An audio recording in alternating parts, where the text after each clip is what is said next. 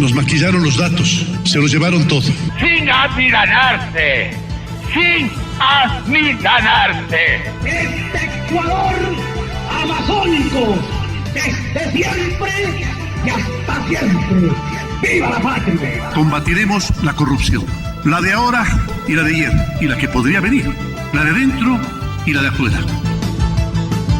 La revista de opinión Democracia. Los temas realmente relevantes, analizados con la visión crítica del periodismo libre. Da inicio la revista de opinión Democracia, el programa en el que usted cree. Comenzamos. Gonzalo Rosero, credibilidad incuestionable.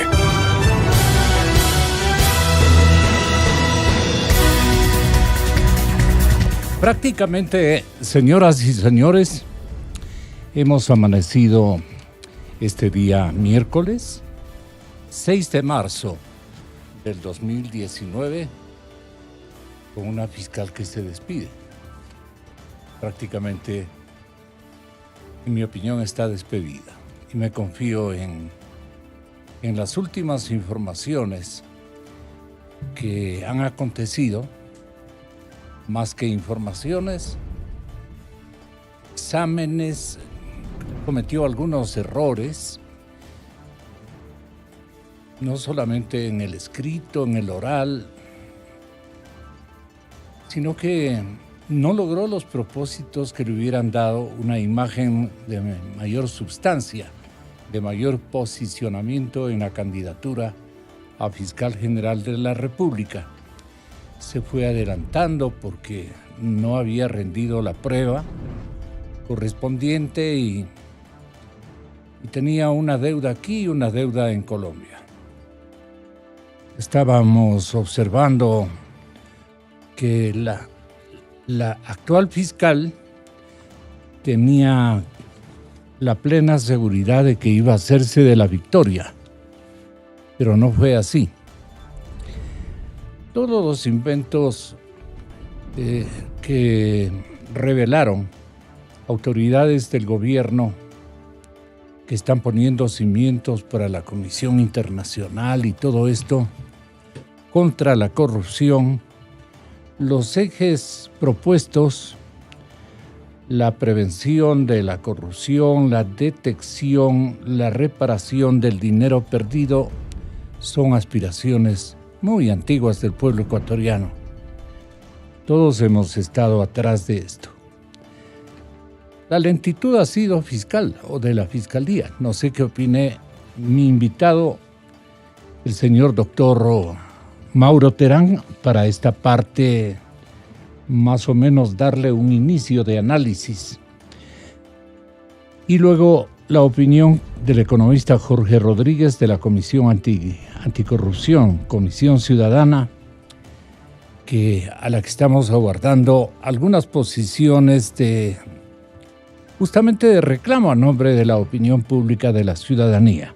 Doctor Terán, ¿en qué se equivocó la señora fiscal o señorita fiscal en cuanto a preferir su rol, su presencia, su entusiasmo, su predisposición, aparte de que no fue del todo exitosa en las pruebas, que ella mismo casi que diseñó o codiseñó para envolverse en este concurso? En fin, usted tiene mayor claridad desde la distancia y con su ejercicio de gran jurista que reconocemos todos los ecuatorianos. Mauro Terán, con mi cordial bienvenida a Jorge Rodríguez. Buenos días, Gonzalo. Buenos días, Jorge. Buenos días a la audiencia. Realmente están pasando cosas un tanto raras en la Fiscalía. Y estamos viendo con mucho resquemor. Y hasta malestar, creo yo, ¿no? Y hasta malestar. Está colapsada la Fiscalía. Y eso debió haberse previsto de alguna forma, porque el momento que se produjo el cambio de sistema al sistema acusatorio, hoy es la Fiscalía la dueña del juicio penal, porque es la que inicia el juicio penal y lleva adelante el proceso de investigación, de indagación todos estos procesos, es decir, es la dueña del proceso penal. Al juez se le remite ya todo hecho para que el juez simplemente analice, evalúe en la audiencia lo que las pruebas orales, testimoniales, las pruebas técnicas, etcétera, y consecuencia de eso el juez dicta la sentencia correspondiente. Pero el hecho de que el sistema acusatorio le da toda la carga del inicio procesal en la Fiscalía ha generado esta inmensa carga, esta avalancha, sobre todo en etapa de gran corrupción como la que estamos viviendo, corrupción de todo nivel, de nivel alto, medio y bajo.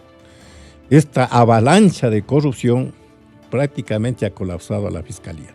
Además, no se han establecido mecanismos de distribución técnica específica y de algún tipo de distribución, sobre todo con especialidad dentro de la Fiscalía.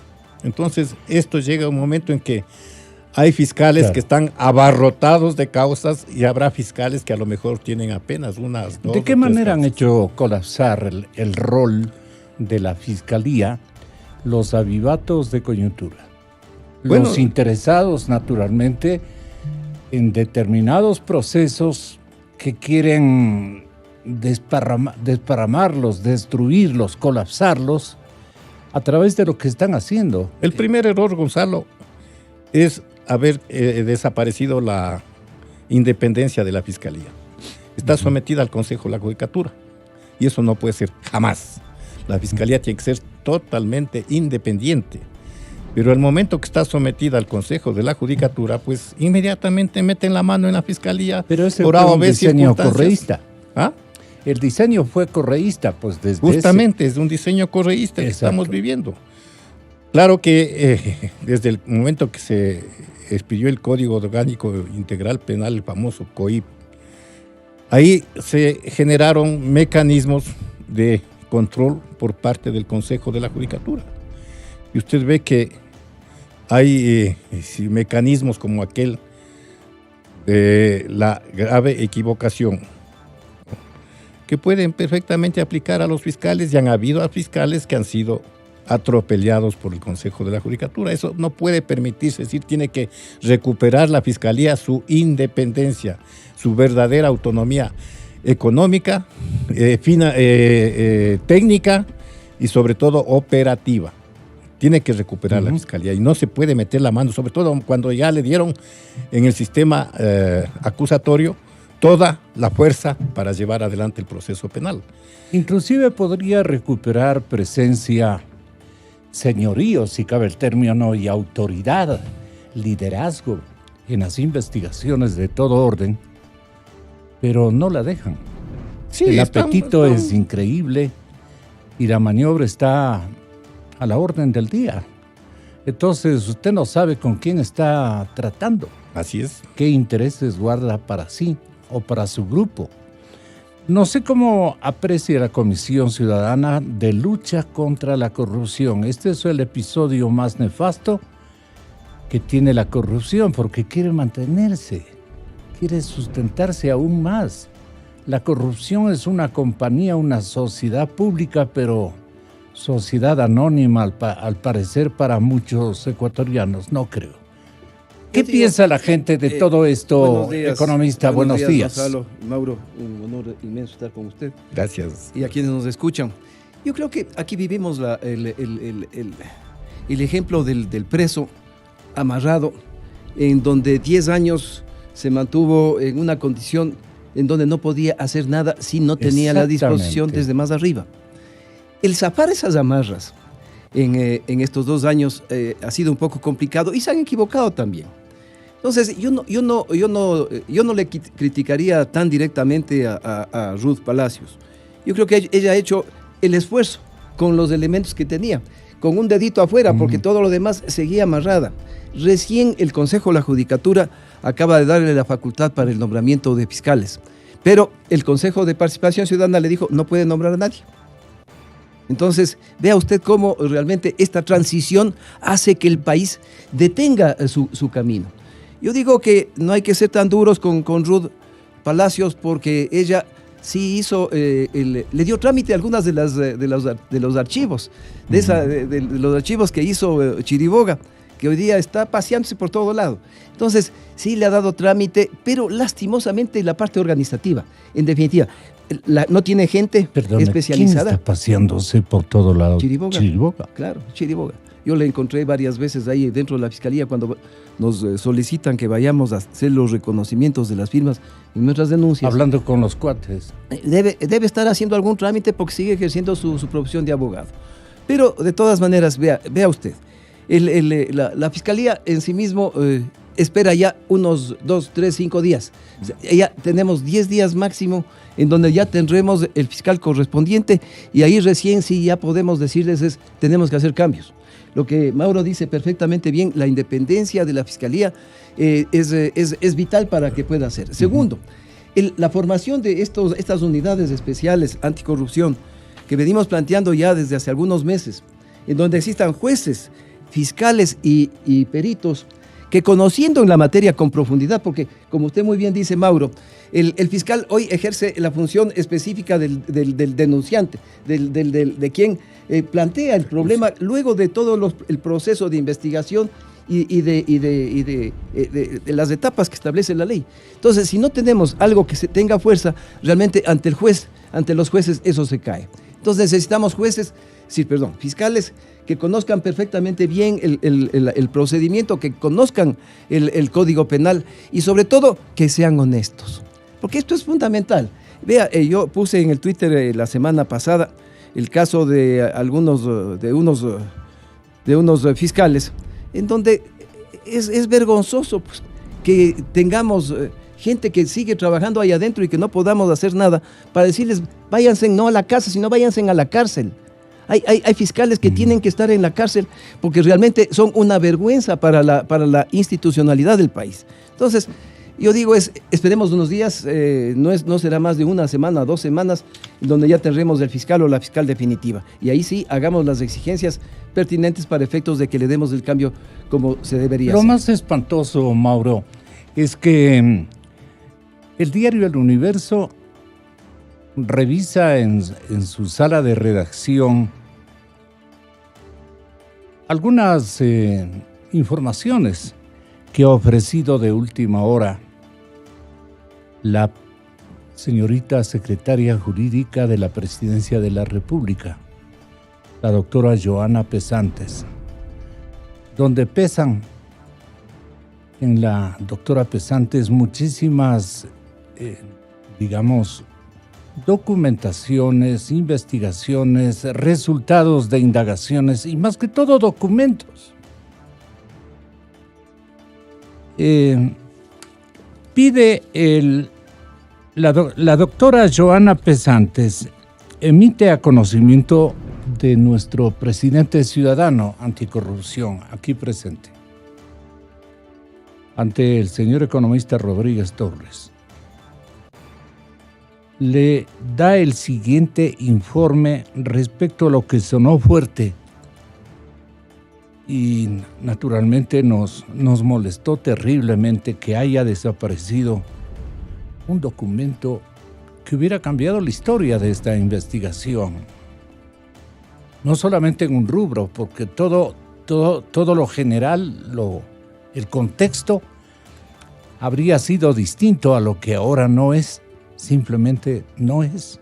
Le dice la doctora Joana Pesantes a Jorge Rodríguez, presidente de la Comisión Anticorrupción, con fecha de finales, el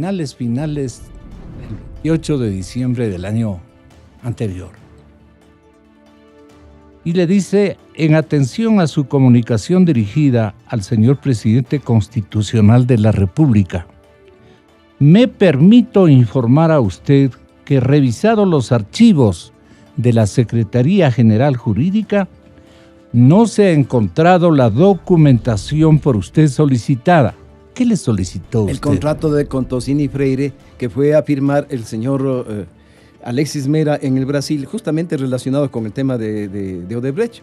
Y como usted bien explica, tiene el connubio importante para efectos de determinar qué fue a hacer, qué dice, cuál es el objeto del contrato, cuánto pagó y qué es lo que trató de ocultar definitivamente con ese viaje demasiado sospechoso que hizo. El Universo publicaba el 2 de marzo.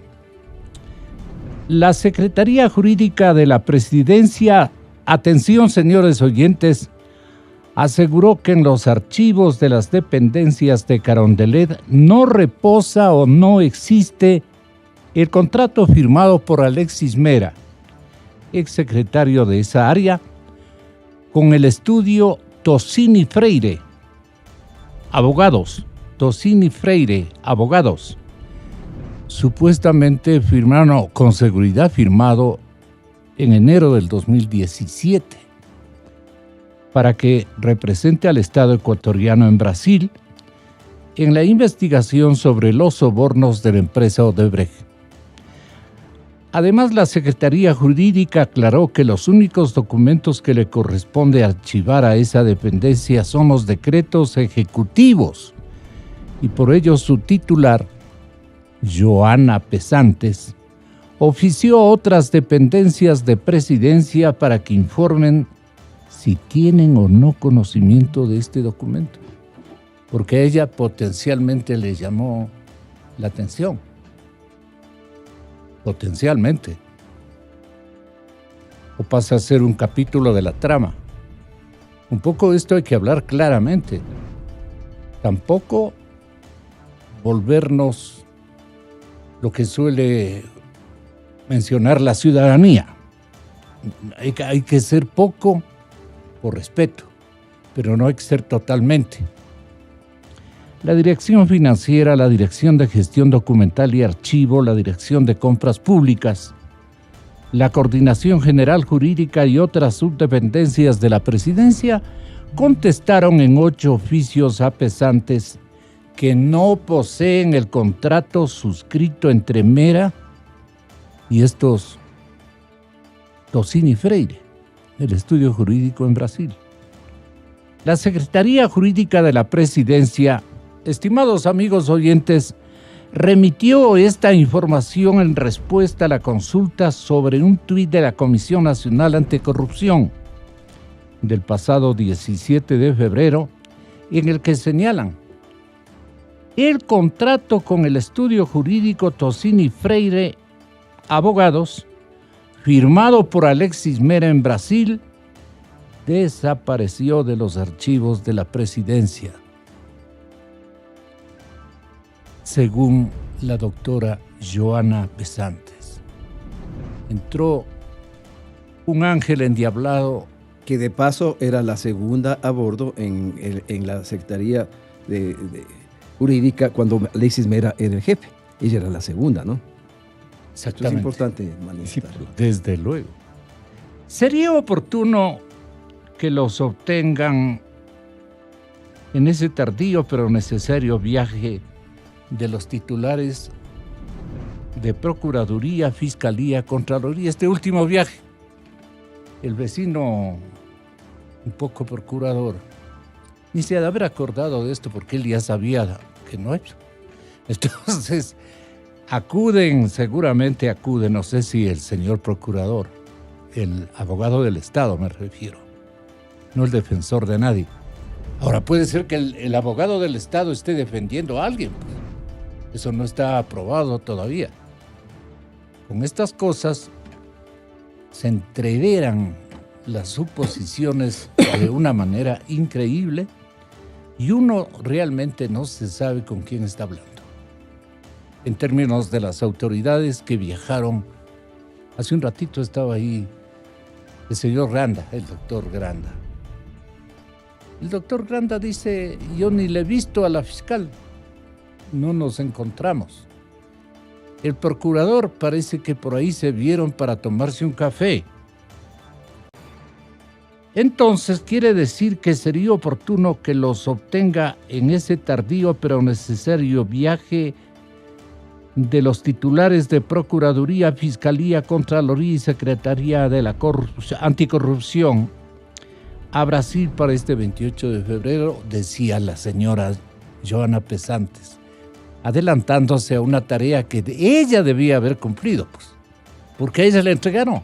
Quiero entender, doctor Mauro Terán, que a ella deben haberle entregado, pues, no le deben haber ido a dar al señor presidente de la República ni a un secretario de Estado, deben de haber entregado a la secretaria de la presidencia, a la que le reúne todos los documentos, y no en esta coyuntura, sino desde hace largo rato, como bien hacen aclarar el señor presidente, anticorrupción. ¿Qué le parece, doctor Terán, esto? Lo que nos llama la atención es que desde hace algún tiempo se ha denunciado que la discípula preferida de Alexis Mera es la doctora Pesantes, y que continúe en el cargo de asesora jurídica de la presidencia, siendo la discípula preferida de Alexis Mera. Y me llama la atención y también justamente del presidente Moreno. Me llama la atención. Y también del presidente Moreno. Me llama la atención. De la confianza del señor presidente. En este caso del contrato que se solicita, firmado con el estudio Tocini Freire, sí, que la doctora Pesantes haya remitido oficios a toda una serie de dependencias y no le remite oficio alguno a su maestro. Póngale pues un oficio al doctor Alexis Mera y dígale: no encuentro este contrato, tenga la bondad de informarme dónde lo puedo ubicar, o si existe o no existe, o si alguien retiró el contrato de la Secretaría Jurídica de la Presidencia, lo cual sería grave porque sería mutilación de documentos de la Presidencia. El viaje del doctor Alexis Mera, yo recuerdo, cuando viajó allá, fue publicitado totalmente, fue publicitado. Él dijo que iba a viajar, que iba a defender los intereses del Estado, y que después, cuando regresó, lo dijo públicamente que había venido firmando un contrato con un estudio jurídico para que defienda los intereses del Estado. Sí. Pero resulta que el contrato no aparece, pues entonces la doctora Pesantes, póngale un oficio al doctor Mera y dígale qué pasó con esto. O es que tan grave es la fidelidad de maestro a discípulo que no se atreve a poner una nota de esta naturaleza, lo cual es elemental. Rodríguez, en la documentación que usted posee, hay un mensaje por escrito, creo yo, suscrito por la doctora Joana Pesantes, o es firmado por Alexis Mera en Brasil, porque dice: el contrato con el estudio jurídico Tocini Freire, abogados, firmado por Alexis Mera en Brasil. Ya le mandaron pues a firmar este contrato. Desapareció de los archivos de @presidencia, según la doctora Joana Pesantes. Sería oportuno que lo obtenga en este tardío pero necesario viaje, le dice en un Twitter a Ruth Palacios, ¿o cómo es la cosa? Sí, el tema viene desde ya hace algún tiempo, cuando al presidente de la República, como Comisión Anticorrupción, le solicitamos el contrato. Para nosotros era vital, especialmente para acumular aquellas pruebas que nos signifiquen darle más velocidad a un tema que hasta ahora no camina, el tema Odebrecht. Uh-huh. Mientras los demás países ya han logrado incluso imponer multas y acordar multas y pagos de la compañía, acá seguimos contratando con la misma empresa. Entonces, vea usted, no ha habido cambio de ninguna naturaleza. El presidente de la República aceptó perfectamente bien y él dispuso que se nos entregue la documentación. Luego de 2 meses recibí la carta, el oficio que usted tiene en sus manos, cuya copia está en sus manos, en donde me dicen: no existe. Ante esa llamada, yo publiqué también en el Twitter el texto de la carta quejándome sobre la acción de la Presidencia de la República, y inmediatamente también hablé con el presidente de la República y también me quejé ante él. Él parece que le llamó la atención a la doctora Pesantes, y la doctora Pesantes me llamó. Estuvimos media hora conversando. Ella brava, yo más bravo todavía. Y a la larga me dijo, es economista. ¿Y de brava qué argumentaba? De que yo estaba haciendo una presión a través de las redes sociales y diciendo temas que eso debía haber manejado internamente como comisión. Sin embargo, yo creo que era indispensable hacerle conocer al país de que un documento de esa naturaleza había desaparecido de los archivos de la presidencia. Entonces, como últimas palabras, la doctora Pesantes me dijo, economista, venga a la presidencia de la República.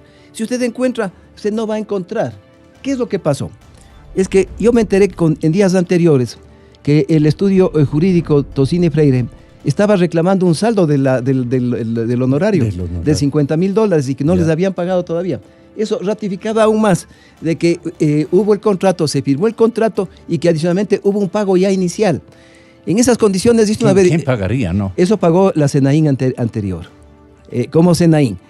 Aparentemente, o de los fondos reservados de la propia presidencia de la República. O de los de Senaín. O de los de Senaín. Que faltan muchos. Pero le digo yo con toda seguridad... Muchos recursos le faltan a Senaín. Hasta ahora no ha rendido la prueba cuantitativa y cualitativa inclusive. Ahora, pero sigamos adelante. ¿Cómo pueden obtener ese contrato? Es pedirle al mismo estudio jurídico, pues. Díganle, si ustedes están reclamando $50,000 de la deuda, envíenme el contrato copia, correspondiente. Porque se me ha perdido la copia. Así, ¿no es cierto? Entonces, como cualquiera. Lo que pasa es que quemaron todo. Quemaron o metieron en esas maquinitas que hacen pedacitos los papeles. Se fueron escondiendo un montón de evidencias que existía con respecto a las acciones a favor de Odebrecht. ¿Quién hizo eso? ¿Mera? Se entiende que Mera, porque si Mera firmó, se entiende que debía estar en la asesoría jurídica de la Presidencia de la República un documento de esa naturaleza, pues. Pero adicionalmente también pagaron. Y si es que pagaron, hay que pedirle a la entidad que pagó, en la propia presidencia, debió pedir los recibos correspondientes de los pagos o las transferencias hechas al estudio brasilero. Pero no hicieron nada. Y estamos acostumbrados a eso, Gonzalo. Mauro, lastimosamente aquí pasan un montón de cosas y hablamos, pero no hay una persona internamente que tenga la capacidad legal para hacer la obtención de documentos o de persecución de temas, y eso se archiva. En este viaje que califica la propia Rusia. Terrible, vea, eso fue una comparsa, pues. Imagínense, cuando la Fiscalía debía haber viajado sola, porque ella es la única capacitada a nivel nacional, de acuerdo a la propia ley, el obtener cierto tipo de información. Sin embargo, fueron apegándose poquito a poquito a la gente, ¿sí? Es decir, ¿qué hacía el Contralor ahí? ¿Qué hacía el Contralor? Yo puse también un tuit que era vergonzoso. Era vergonzoso. Del Contralor. El procurador. Así es. Pablo Celis. Claro.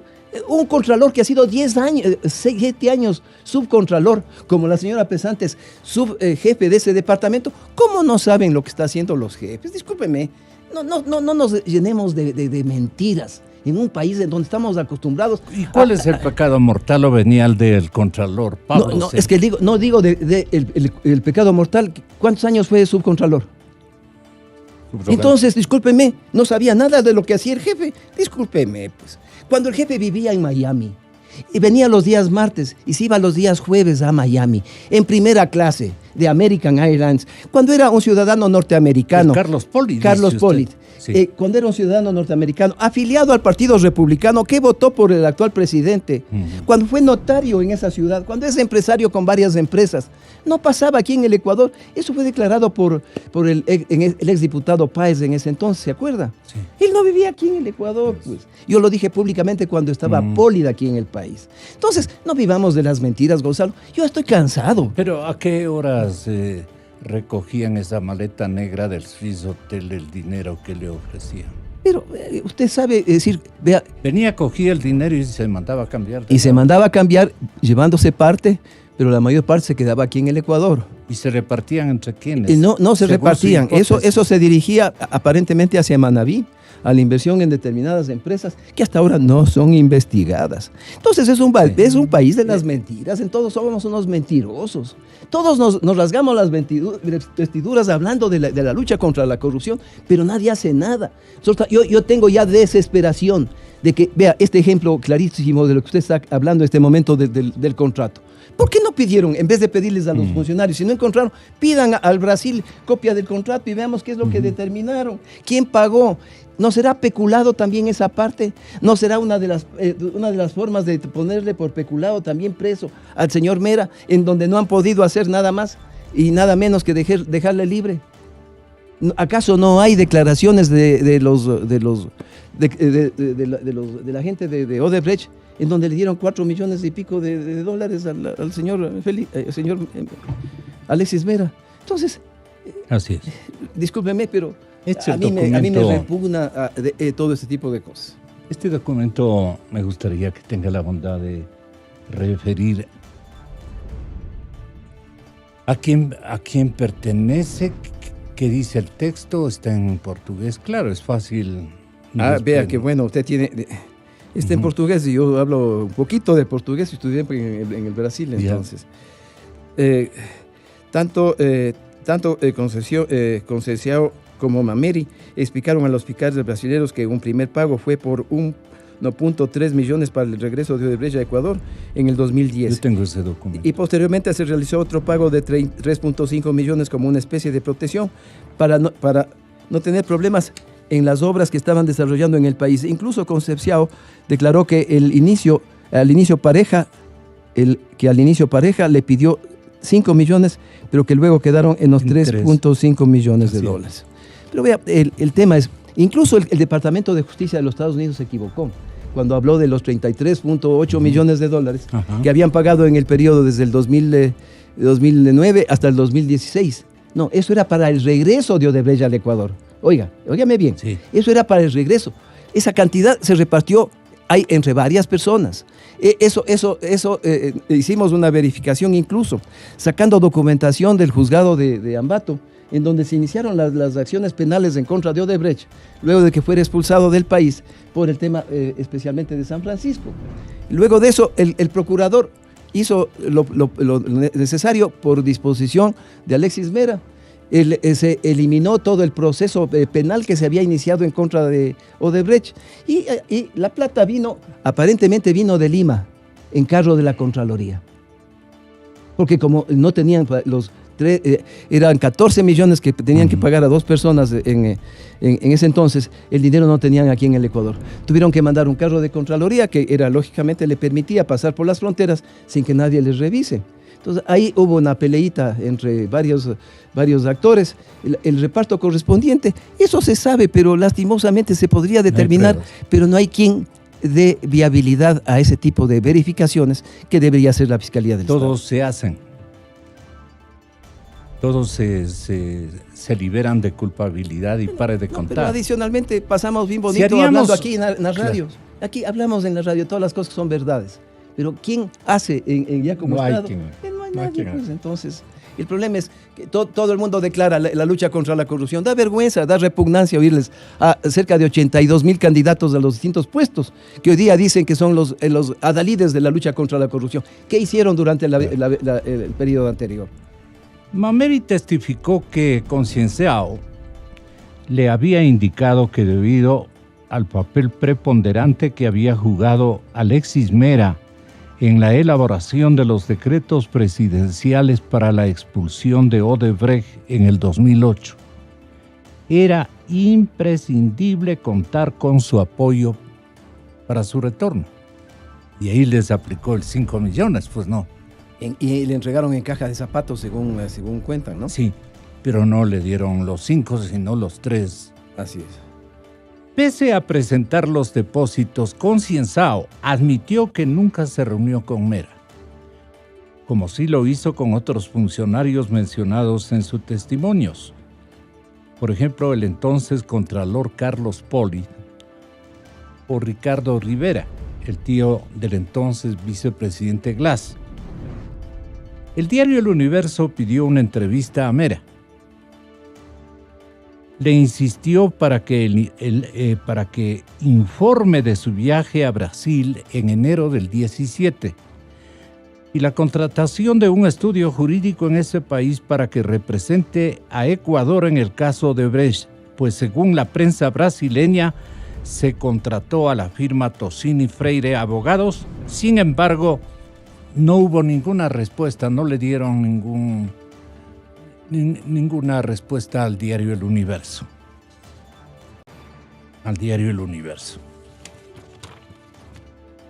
Este documento del Ministerio Público Federal, firmado por Almir Teúl Sánchez, Procurador de la República, Tiago Enríquez Viegas, Procurador de la República, Luis Antonio Mameri, colaborador, así dice, Enrique Celante, abogado, y Carla Nadeu debe ser también abogada. Es la colaboración de Mameri en el caso de la Fiscalía allá en el Brasil. Ya. Y esta orden de pago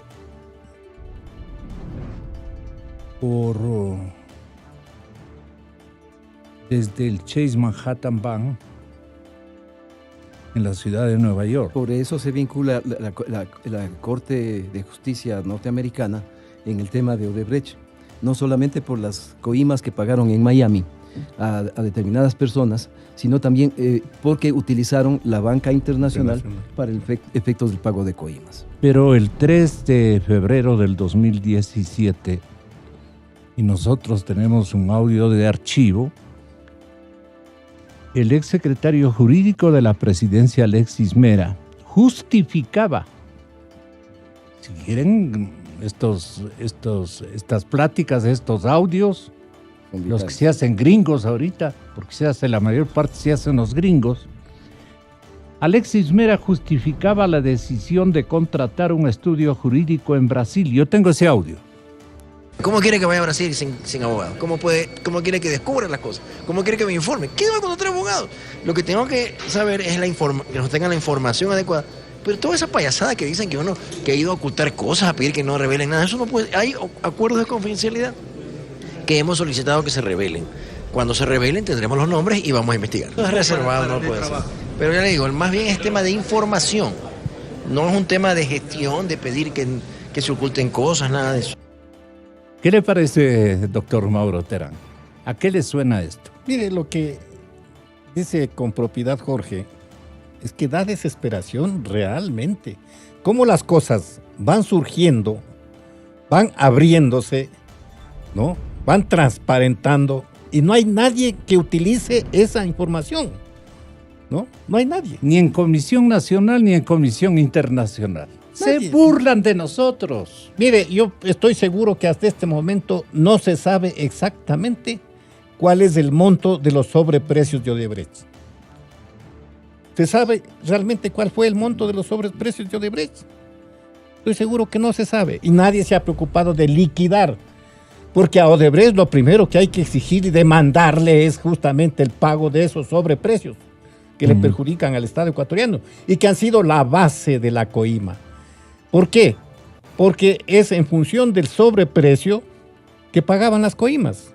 Es decir, que a Odebrecht ni siquiera le costaron las coimas porque estaban incluidas en los sobreprecios. Pero no hay quien investigue esto, Gonzalo. Una interrupción, con todo respeto, mi querido Mauro. Acuérdese usted que el primer caso que investigó la Comisión Anticorrupción, el caso de Odebrecht en Manduriacu, nosotros hablamos de que había un 86% de sobreprecio. 86% de sobreprecio. Disculpe. En un caso. Claro. Pero todos los contratos que se han realizado, todos los sobreprecios, debería haber una liquidación, debería conocerse algo. Es decir, todo el mundo es un adalid de la lucha contra la corrupción. Todo el mundo se mueve, todos son solamente juegos de cuerpo, porque la corrupción está vivita y coleando. Y de lengua también. Y parece que hasta ha recrudecido en las circunstancias actuales. Es decir... O sea, estamos viviendo el epílogo de una gran sinvergüencería. Esta forma como tiene el pueblo ecuatoriano de expresar que todo es farsa, que todo es engaño, que todos se disculpan en simultáneo. Y existen, Gonzalo, mecanismos. Dos objetivos: cooperación a la Comisión Internacional a expertos en la lucha contra la corrupción y, número 2, tener acuerdos para obtener información que posee Brasil y esta se comprometió a brindar toda la documentación. Nos hablaba Iván Granda. Iván Granda fue con esta permeabilidad o justificación de este viaje. Y total, nada que ver. Hoy tenemos conversación larga con Iván Granda. Sí. 2 objetivos. Cooperación a la Comisión Internacional a expertos en lucha contra la corrupción. Era el primer objetivo de este viaje. Y la segunda, tener acuerdos para obtener información que posee Brasil. Y esta se comprometió a brindar toda la documentación. También se reunió con el ex juez y actual ministro Sergio Moro, donde se comprometió a que con instancias internacionales se luche contra la corrupción. Estamos en lo mismo. A ver, doctor Iván.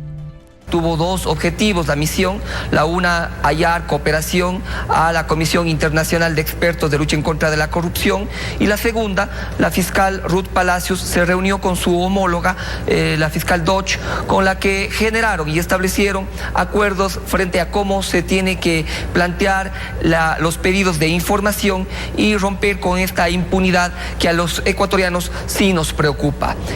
Hay todavía muchas cosas que desentrañar. La Fiscalía brasileña se ha comprometido a aquello de brindar toda la información necesaria para, como hemos dicho, dilucidar este caso en el Ecuador. Nos pudimos reunir con el ex juez Moro, hoy ministro de Justicia del Brasil, para cooperación técnica, cooperación logística, cooperación en materia de tecnología, en profesionalización de las policías en temas de lucha en contra de la corrupción. Y en el caso de Naciones Unidas, con esta oficina especial, esta ya está en procesos de cooperación con el Ecuador. Se ha hablado muchísimo sobre la autonomía y la independencia de esta Comisión Internacional de Lucha en contra de la Corrupción. Lo tendrá, efectivamente, es lo que nosotros nos hemos comprometido como gobierno nacional y el presidente de la República. Para eso se ha llamado a todo el cuerpo diplomático, a la OEA, a Naciones Unidas, al PNUD, a la Organización de Naciones Unidas en contra del delito, para lograr este cometido que pondrá de manifiesto una lucha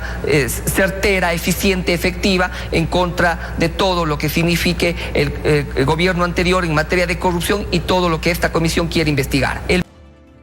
Vamos a escuchar a la fiscal encargada, Ruth Palacios, este día miércoles, que anunció que iba a relatar o a explicar todos los detalles de su visita al Brasil.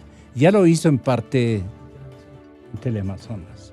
Sí, pero donde las cosas van a estar mejor oficializadas o algo por el estilo, mejor legalizadas, es la conferencia de prensa seguramente que ofrecerá el día de hoy, donde surgirán también interrogantes comprobatorios de que nos está diciendo la verdad. Pues no, porque ahora dudar es parte de nuestro oxígeno.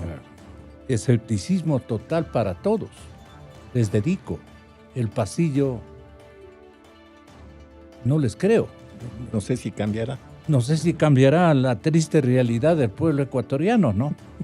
Imagínense ustedes, el exfuncionario de Odebrecht, Luis Mameri, en sus declaraciones a la justicia brasileña, vinculó a Alexis Mera en la trama de Odebrecht en Ecuador. Esto me parece que es importante que le volvamos a repetir. El anexo se refere a 2 ajustes realizados com o senhor Alexis Mera, na época secretário jurídico da presidência do Equador.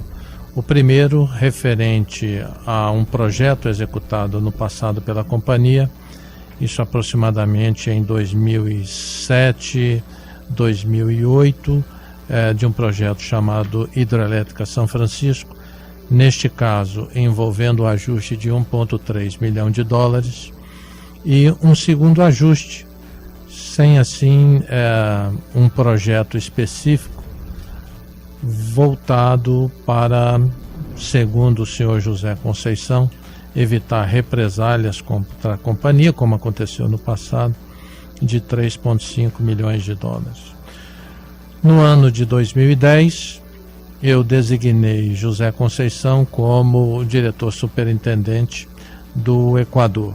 O objetivo de curto prazo era resolver uma grande controvérsia que houve no passado referente a esta hidrelétrica que eu mencionei anteriormente, São Francisco. Este es un testimonio también muy importante, importantísimo. Y claro, la fiscal encargada, Ruth Palacios, anuncia lo que acabo de manifestar hace contados instantes, que este miércoles va a explicar todos los detalles de la visita al Brasil.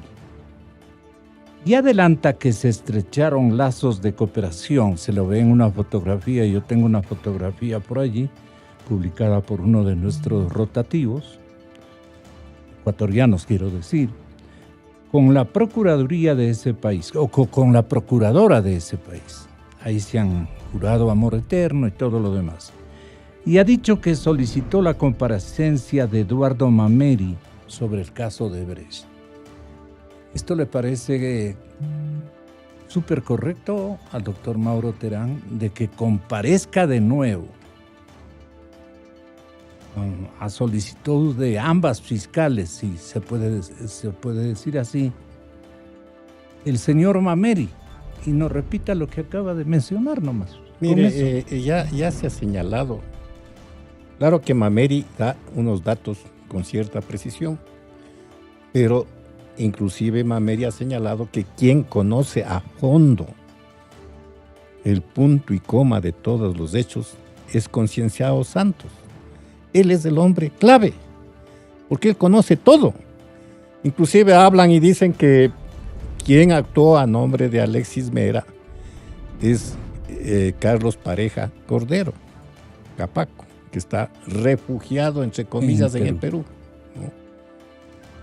A quien inclusive Alexis Mera ha señalado que nunca le conoció, cuando eran hermanos siameses en el Febres Corderato. ¿Por qué eran hermanos? Trabajaron ahí con Febres Cordero, juntos. Y esa es la gran farsa de la Revolución Ciudadana. Era gran asesor, Pareja, de lo que yo recuerdo. Importantísimo asesor. Casi brazo intelectual y brazo derecho famoso Charlie. Claro, Charlie Pareja. Entonces, ¿Y el otro? El otro era el brazo derecho, pues eran los hermanos siameses ahí. El derecho ya. Por eso es que lo primero que hace Rafael Correa cuando lanza su famosa Revolución Ciudadana, poner de asesor jurídico a Alexis Mera, a un hombre de extrema derecha. Entonces ahí sí, todos vimos y nos dimos cuenta, los que algún momento creíamos en la izquierda, vimos claramente que la famosa Revolución Ciudadana era una farsa. Cómo la izquierda boba permitió que un señor esté infiltrado tan descaradamente en un gobierno disque de izquierda. Esa es la gran farsa. Y entonces estamos viviendo de farsa en farsa, Gonzalo. Se habla de que se hacen unos aspavientos, una serie de movimientos, se convoca al cuerpo diplomático para que integre y ayude en la lucha contra la corrupción. ¿Qué tiene que ver el cuerpo diplomático en eso? Nosotros somos suficientemente capaces, Gonzalo, para llevar adelante la lucha contra la corrupción. Pero lo que falta, lo que no existe, es voluntad política de luchar contra la corrupción. Y creo que entonces, eso parte desde la mismísima presidencia las cabezas de la más República, altas. Sí. Desde las cabezas más altas, Gonzalo. Entonces tiene que haber voluntad política, porque habemos ciudadanos que tenemos ideas, tenemos proyecciones y perspectivas de llevar adelante una gran lucha contra la corrupción, pero necesitamos de un tipo de respaldo. Mire cuántas veces hemos planteado que ya debería haberse dispuesto que en todo contrato de obra pública debería establecerse la cláusula anticorrupción. Una cláusula que establezca esa cláusula que de detectarse que han habido movimientos o mecanismos de corrupción, el contrato puede ser desvinculado y el contratista responsable quiere utilizar los métodos corruptos, tendrá que indemnizar al Estado, si es posible, con el valor total del contrato. Es decir, hay mecanismos.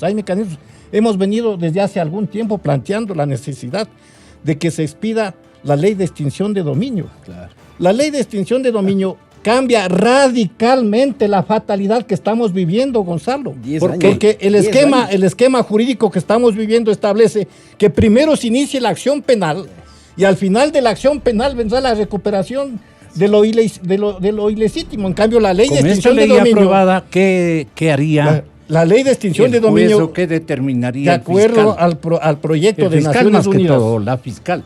Gonzalo, de acuerdo al proyecto de Naciones Unidas, esta ley cambia radicalmente el esquema. Embarga dice, los primero bienes.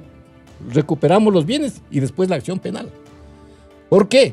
Porque establece un procedimiento independiente de lo penal en el área eminentemente civil, en donde simplemente el Estado le dice al ciudadano demuestre el origen lícito de estos bienes.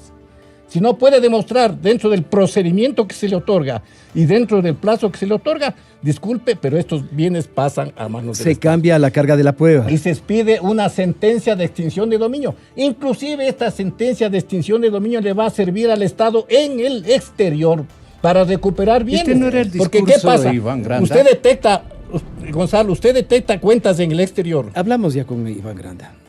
Uno de los temas importantes es la adopción en el país de la norma de la ISO 37001, que habla sobre justamente lo que es comisiones, toda esta trama de la corrupción. Y estamos gestionando, les cuento, un crédito no reembolsable. ¿Hasta dónde era el permisible facilitador? Porque le he notado que cambió radicalmente hasta su discurso, me refiero al señor Iván Granda. Bueno, veamos, hicimos una hoja de ruta, conversamos sobre 5 temas fundamentales que son indispensables. Veamos, y hasta aquí porque él es el autor de esta frase que dijo: hemos visto la entereza del presidente Moreno de no poner las manos al fuego por nadie. ¿Usted cree que eso se ha cumplido? Bueno, digo yo, esperemos. Hoy día tenemos la segunda conversación con Iván Granda. Mañana tenemos reunión con nuestros mandantes, con el Frente Unitario de Trabajadores. Con Iván Granda? Vamos a conversar. ¿Cuál va a ser la interrogante son los fundamental cinco, del presidente la ciudadano anticorrupción? La primera es cómo va a funcionar esta comisión internacional. Y en donde nos han planteado de que elijamos un representante de la comisión para efectos de que articule justamente esa comisión. Le hemos nombrado al doctor Germán Rodas para que haga forme parte de esa comisión. Ese es el primer punto. O sea, vamos a tener cierto tipo de vinculación con este nombramiento de la Comisión Internacional, en donde hemos dicho, esa comisión es de asesoramiento, no es la famosa CICIG de Guatemala. Esa es una condición. La segunda es que Naciones Unidas ya aceptó y está trayendo una oficina especializada para efectos de lo que es la recuperación y lo que es investigaciones, está trayendo la gente. O sea, nos van a ayudar de manera internacional y sobre todo con la metodología que se tiene para efectos de la cooperación entre los distintos países miembros de Naciones Unidas. Brevemente, ¿cuál es la metodología que ellos han usado? Bueno, tienen una serie de resoluciones. Resoluciones mediante las cuales establecen, por ejemplo, a la Comisión Anticorrupción no puede regresar ningún individuo o ciudadano que haya estado ya en una función pública. Eso quiere decir, por ejemplo, que ya el doctor Trujillo, Marcelo Merlo y las demás personas que han estado en cargos, aunque sean provisionales, no pueden regresar a la Comisión Anticorrupción. Entonces, nuestro trabajo el día de mañana con el Frente Unitario de Trabajadores es un poco el establecer, es cómo le vamos a fortalecer.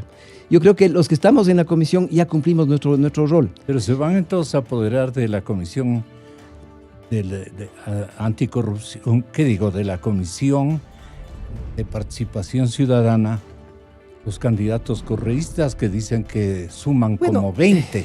Así es. Pero ese es un tema independiente. Que tenemos que estar todos los ecuatorianos pendientes absolutamente. Yo digo aunque lleguen 4 de los 5 que sean correístas, no tienen la capacidad legal para hacer exactamente lo mismo que hizo el ¿Pero actual qué quedamos Consejo. con la anulación que le pedimos Bueno, a la gente? pero espérese, es que una vez que se posesiona esa gente, hay que saber qué es lo que están. Y tenemos que plantear ya qué cambio queremos, porque hay dos grupos. Uno que cree que tiene que desaparecer el Consejo de Participación Ciudadana y otro que cree que debemos quitarle cierto tipo de facultades. Las facultades de nombramiento para pasar a un Congreso y a no a una Asamblea, el hacer un cambio constitucional en donde tengamos dos cámaras. En resumen, yo creo que estamos en el tiempo preciso para efectos de decirles, no queremos que estén los correístas ahí adentro, porque a pesar de que no van a tener las facultades de lo que tiene el actual Consejo, no van a poder hacer las cosas. Yo creo que la ciudadanía tiene que abrir los ojos bien, saber que ya no podemos seguir cruzados de brazos solamente hablando a través de los medios de comunicación o de las redes. En determinado momento vamos a tener que regresar a las calles. Yo eso sí aplaudo. Sí, con todo el fervor, ya basta. Yo le preguntaba, Mauro, al señor Contralor Pablo Celi, en la oportunidad que tuvimos de tenerlo acá un buen tiempito,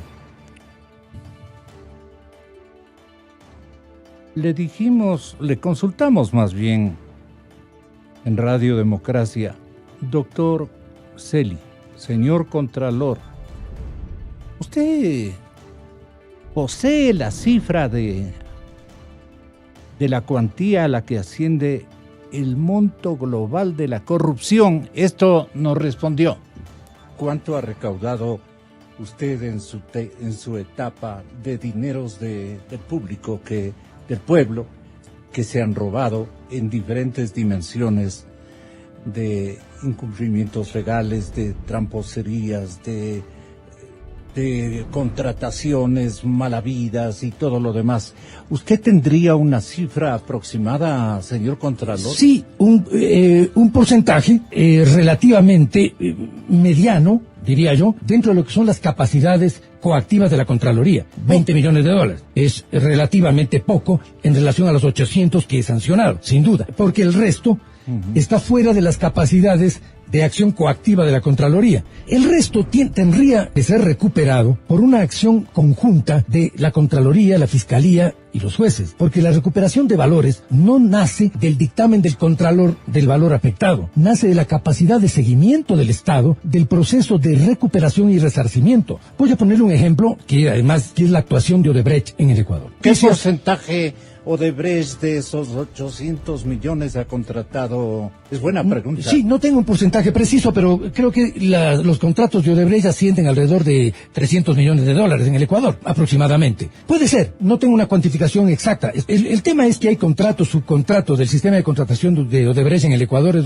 un sistema complejo. Nosotros hemos tenido reuniones de trabajo entre el procurador, el contralor, la fiscalía y el propio gobierno en función a establecer una estrategia de Estado para el resarcimiento de la lesión de Odebrecht. Y la primera pregunta es ¿cuánto tiene que resarcir Odebrecht al país? Y ese cuánto aún no está establecido por el Estado de manera precisa. Por eso es que la pregunta suya no solamente que es pertinente, sino que señala una de las debilidades que tenemos todavía en el cruce de información entre las instituciones. ¿Por qué es complejo el cálculo de Odebrecht? Cuantifique las siguientes cosas: el monto total de la contratación de Odebrecht en el país, todas las formas de subcontratación asociadas de esa contratación, qué parte de esa contratación ha sido observada por Contraloría o ha sido penalizada, sea por acción de la Fiscalía en una primera fase o ya por juzgamiento efectivo, sanciones legales de las cuales la empresa ha sido objeto. Súmele a esto el monto de coimas a funcionarios, cosa difícil de determinar, de probar sin una información